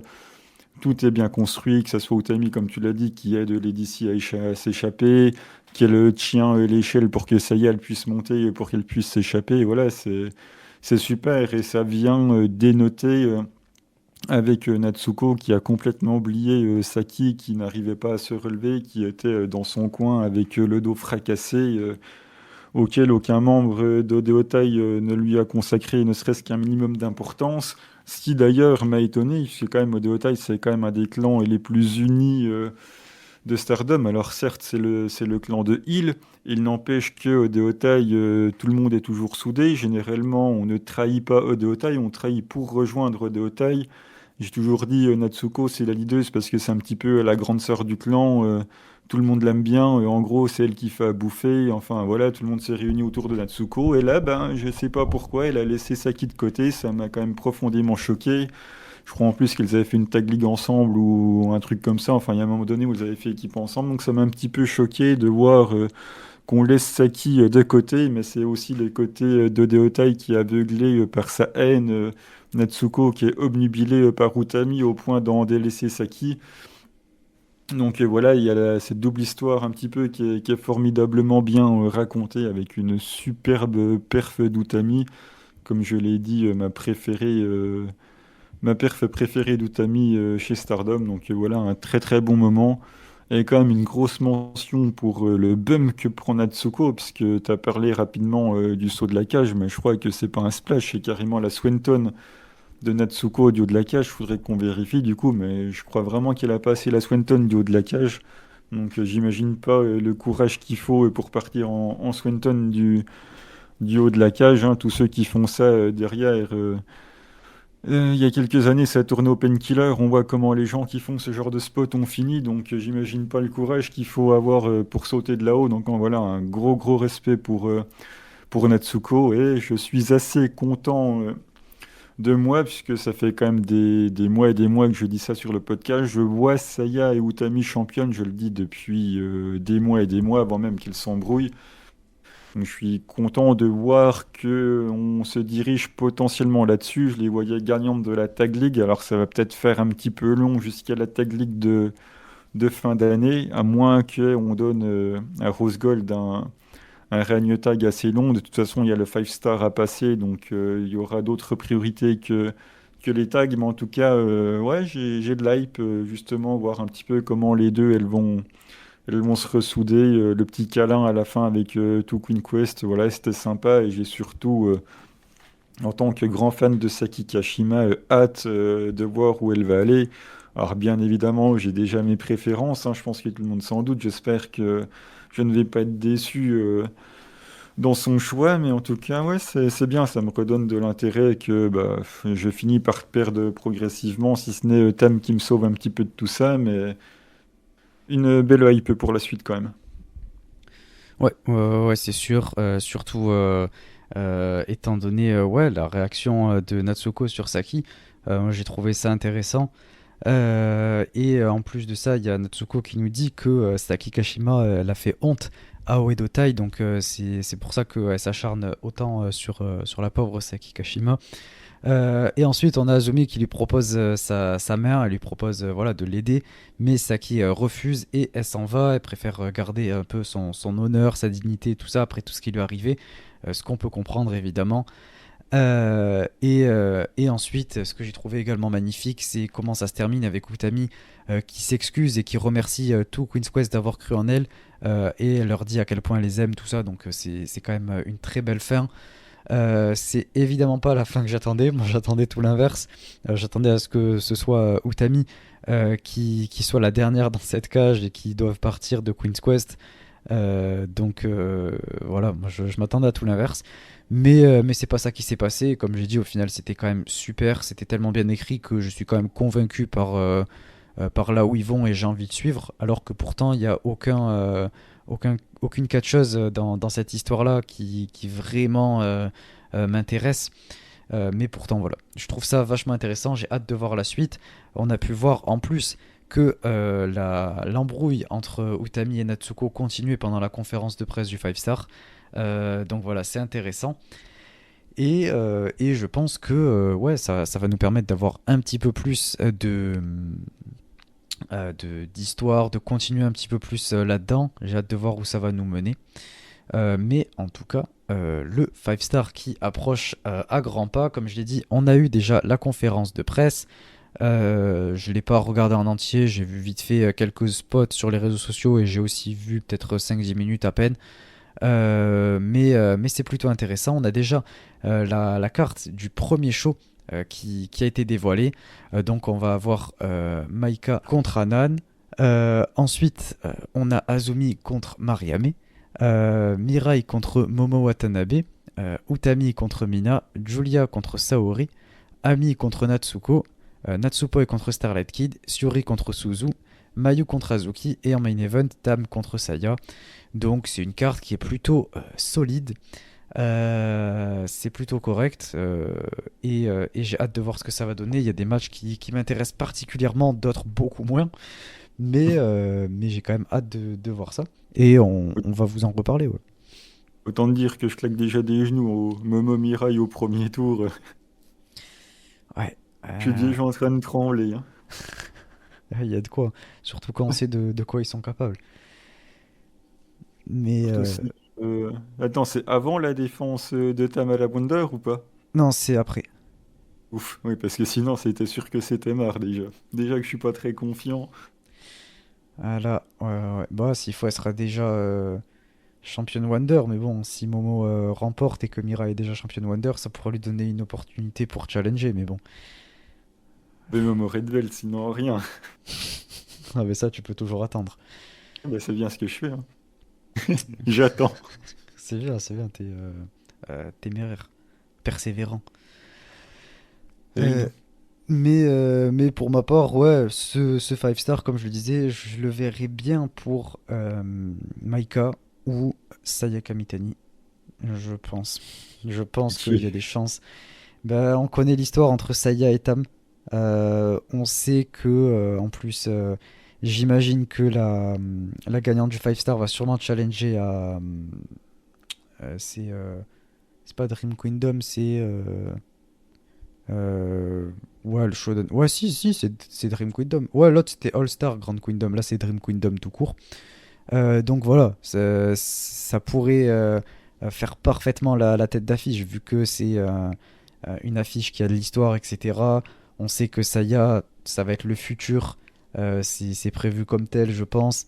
Et Tam, il va sûrement falloir qu'elle finisse par le perdre, de toute façon. Donc je verrais bien ça, ou alors Maika qui pareil, est en train d'exploser avec son équipe, avec Suzu notamment. Et ça fait longtemps que là, elle a rien eu de spécial en solo, donc je pense que ça peut être le moment, même si ça m'enchante pas. Donc voilà, je pense pour ma part que ce sera ça. Ouais, je sais pas, j'aimerais bien qu'il le donne à Natsuko ou à Momo enfin, je sais pas, à quelqu'un qui est là depuis plus de 3 ans, n'importe qui, Samira, je sais pas, Azuki, Ah oui, mais ça, Azuki, SLK, Azumi, Natsuko, Momo, enfin, je sais pas, j'en ai un wagon de noms à proposer. Et en gros, tout ce qui était là avant 2020, si ça gagne, ça me va. Après, on va voir, hein, attendons de voir ce qui va se passer, mais ouais, c'est clair que si c'est pour qu'on me resserve Maika, Sayaka Mitani, Mirai ou je sais pas qui, ouais, ça va beaucoup moins m'emballer, ça c'est sûr. ah, mais moi non plus, ça m'emballe pas. Évidemment que moi je veux Azuki. Moi c'est écrit, hein. Depuis l'année dernière, je dis que je veux qu'elle remporte ce 5 star, surtout après la performance qu'elle nous a livrée l'année dernière. Donc là, ce serait bien de lui donner quoi, un petit quelque chose, qu'elle ait un petit peu sa petite opportunité après son retour. Mais bon, on verra comment ils vont faire tout ça. De toute façon, on va suivre ça avec vous. Et voilà, et on y reviendra petit à petit. Je sais d'ailleurs pas au moment où je vous parle comment est-ce qu'on va organiser ça, parce que je pense pas qu'on va faire une review de chaque show, étant donné le nombre de shows qu'il va y avoir et que ce sera certains seront en pay-per-view, d'autres non. Donc voilà, et on va voir un petit peu comment on va organiser tout ça. Oui, et puis on sait pas non plus comment ça va sortir sur le World, enfin on n'est Ouais, pas à voilà. l'abri, c'est difficile d'annoncer quoi que ce soit, en tout cas à l'avance, mais oui, on en parlera, c'est certain. Donc voilà, déjà oui, les 2 premiers jours qui seront en pay-per-view, donc ça, il n'y a aucun doute là-dessus, qu'on en parlera. Écoutez, c'est tout pour ce show Stardom qui a été quand même rempli et mouvementé de pas mal de choses. Voilà, je propose qu'on passe sans plus tarder à la partie seedling pour faire un petit peu plaisir à Miano après ce long moment de Stardom. Donc c'est parti pour la partie seedling.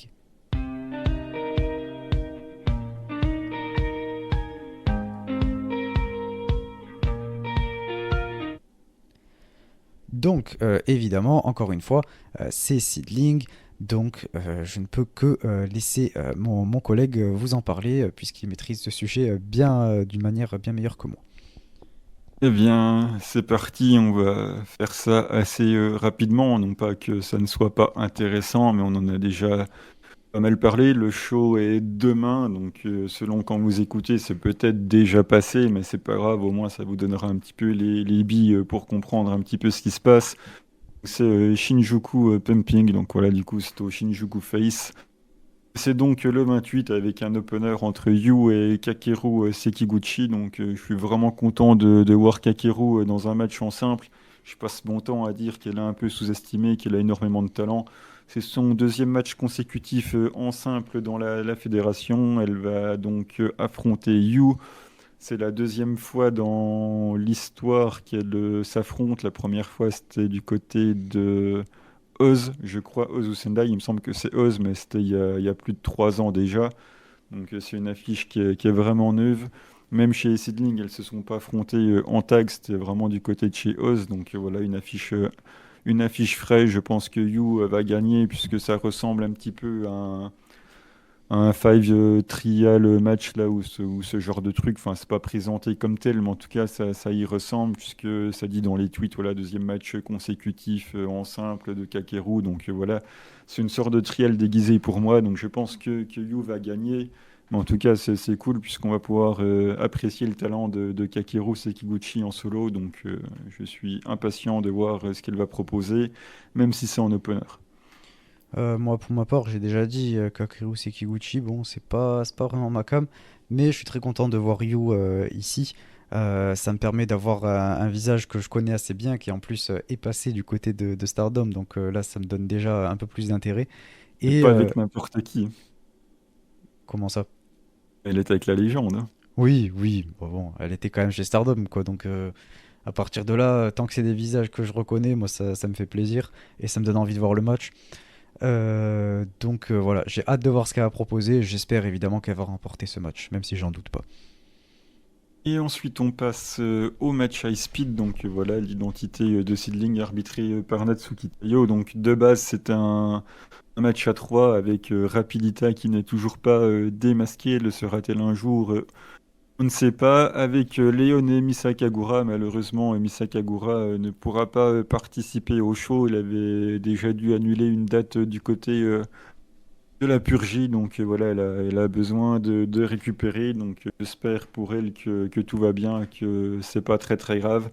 Donc du coup, on n'aura pas ce match à 3 mais uniquement un match en simple entre deux spécialistes de cette stipulation entre Rapidita, pardon, et Léon. Donc voilà, c'est vraiment ouvert pour le coup, puisque voilà, Léon, elle vient souvent faire des matchs high speed, c'est pas souvent qu'elle perd. Donc voilà, on est vraiment dans un booking 50-50. Après, vu que ça reste quand même un gros show pour Sid, il y a moyen qu'il fasse gagner Rapidita. Ouais, c'est ouvert, enfin, rien ne me choquerait, mais voilà, j'ai quand même tenté Rapidita, mais je suis pas sûr. Moi aussi, je vais dire Rapidita parce que ben, c'est quand même la légende, c'est quand même la goth de Seedling. Elle me régale à chaque fois. Donc, je compte sur elle pour continuer de le faire. Et je suis sûr que ça va être un match plutôt fun grâce à elle et qu'elle va élever un petit peu tout le niveau in-ring. Ensuite, on passe à un 3 contre 3 avec une équipe qui commence à s'établir, qui est composée de Hanako Nakamori, l'Ace de la Purgie, d'Hiroyo Matsumoto et de Ryo Mizunami. Ils vont affronter eh bien, Natsu Sumire et Maya Yuki, qui étaient venus à un show précédent. C'est donc la deuxième apparition de Natsu Sumire dans la fête. Maya Yuki avait déjà fait quelques piges. Et elles sont accompagnées de la légende Mima Shimoda, qui était revenue dans une fin d'année refaire un petit match avec avec son clan des fraises. Et là, elle va être avec Natsu et Maya. C'est hyper ouvert, je sais pas du tout ce qu'ils vont faire. Est-ce qu'ils vont refaire perdre une deuxième fois Natsu et Maya? Ça me paraît difficile. Après, il y a Mima Shimoda dedans, ils n'ont pas besoin de la faire gagner. Elle pourrait très bien accepter de perdre.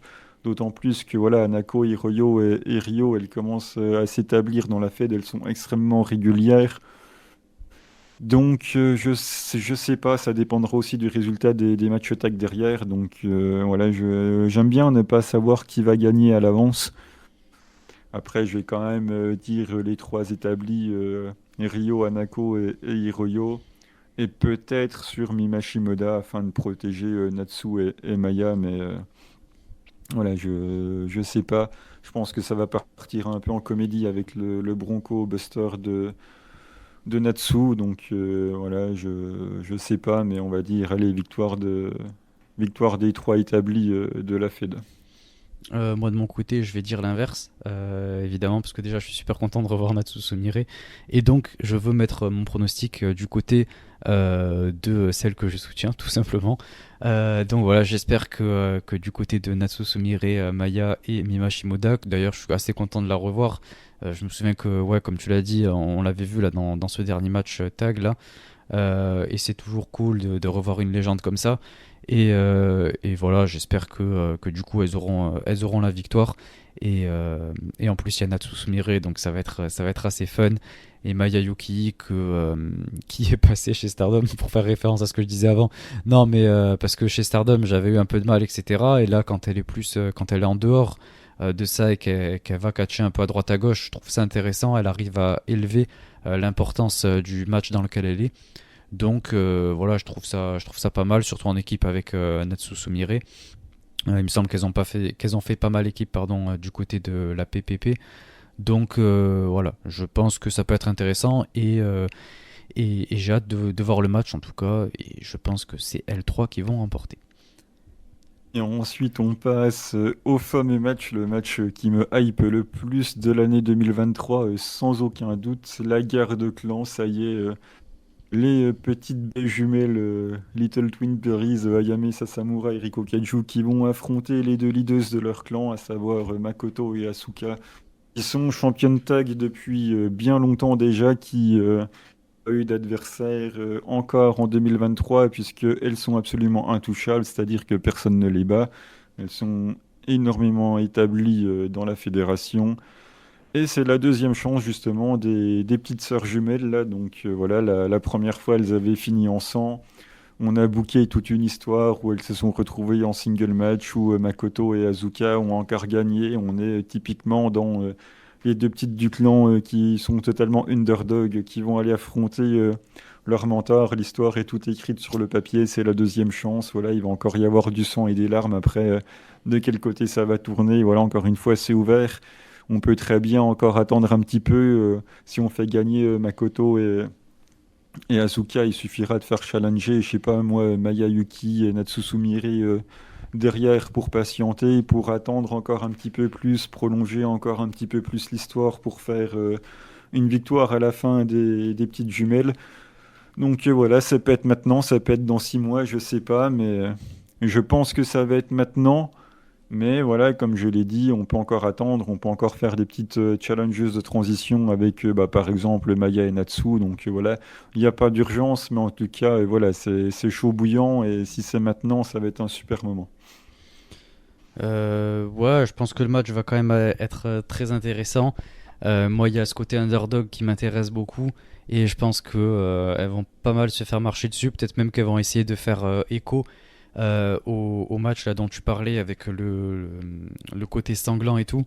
Donc moi c'est ça qui m'intéresse beaucoup, voir l'histoire autour de ce côté underdog qui essaye de battre leur leaders quoi.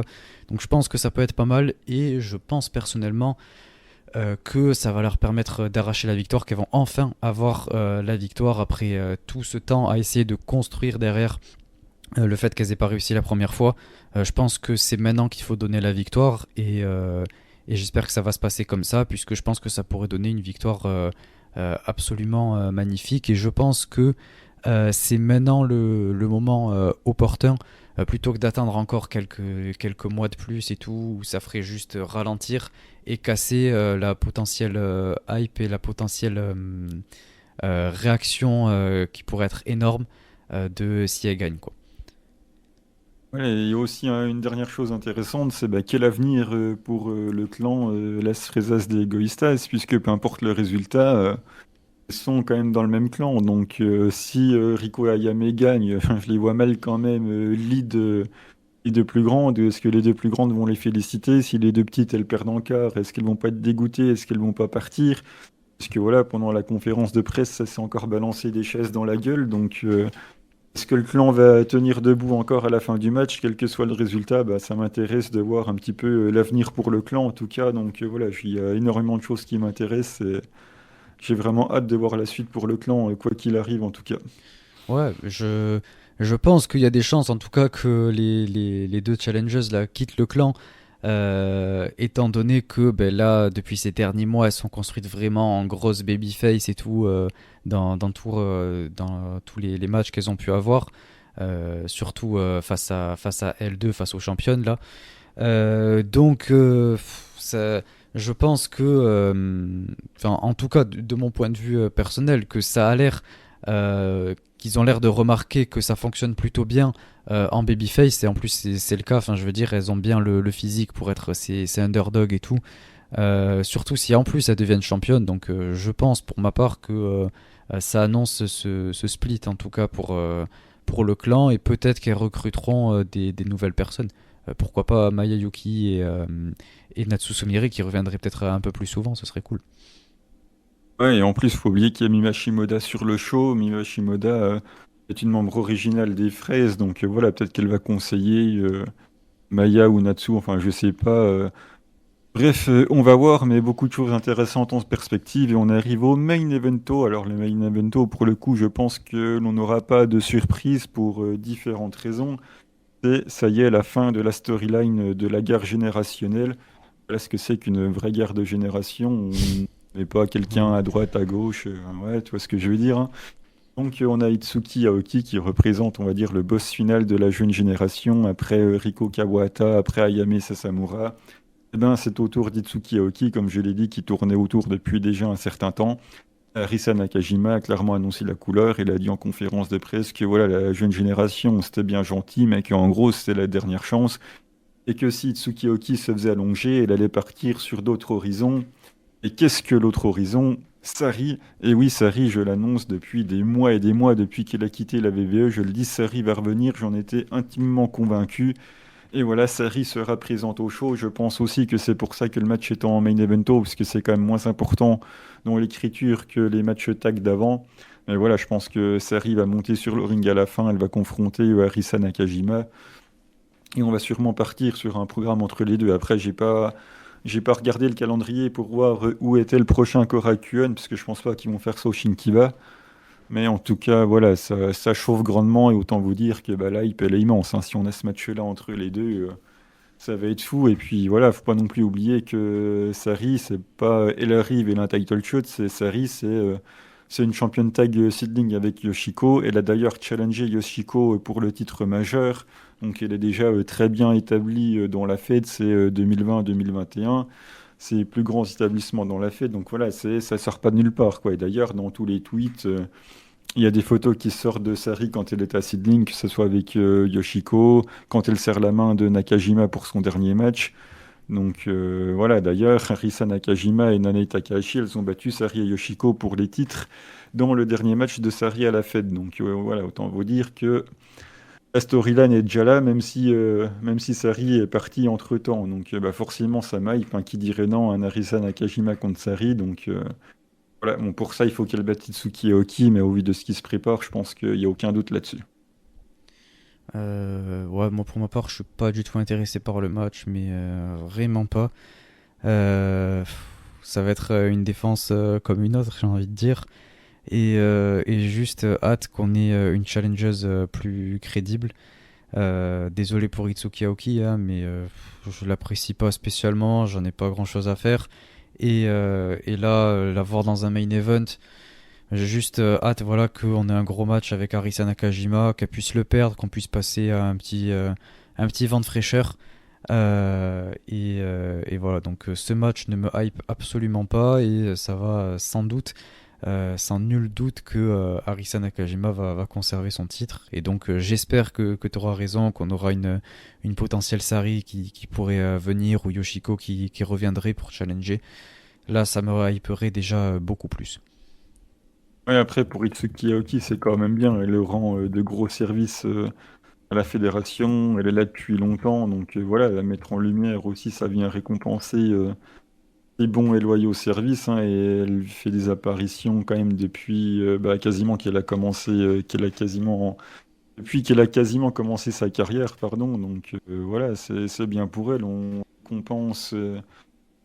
On récompense quelqu'un qui est quasiment là à tous les shows depuis 2021. Elle venait un petit peu moins les années d'avant, mais voilà, depuis 2021, elle est toujours là à rendre service et à faire le boulot. Donc voilà, on récompense les gens qui sont fidèles et qui sont là depuis longtemps. C'est quelque chose que j'apprécie beaucoup, hein. Je passe mon temps à le répéter pour d'autres fédérations. Donc voilà, une petite récompense pour quelqu'un qui donne de sa personne, même si elle perdra, ben, c'est pas grave, ça fait quand même toujours plaisir. Merci pour les bons et loyaux services et profite bien de ce main event. Ouais, non, mais je remets absolument pas en cause la légitimité de Itsuki Aoki d'être dans ce main event. Je dis juste que personnellement, pour ma part, ça m'intéresse pas parce que elle ne m'intéresse pas, Itsuki Aoki, dans le ring et que ce genre d'affiche ne m'intéresse pas non plus. Mais oui, sûrement que sans nul doute qu'elle le mérite, quoi. Et ben voilà, on a fait le tour, donc on le temps au prochain épisode ou je ne sais quand, mais en tout cas, on en fera une petite trivia. Ouais, ouais, ouais, ben, sûrement, de toute façon, la semaine prochaine, en parlant en parallèle du prochain pay-per-view de Stardom, qui sera le 2 juillet. Donc voilà, on pourra faire les deux en même temps, on fera d'une pierre deux coups. On va passer assez rapidement à la recommandation de match. Je lance le jingle et je vous en dis un petit peu plus.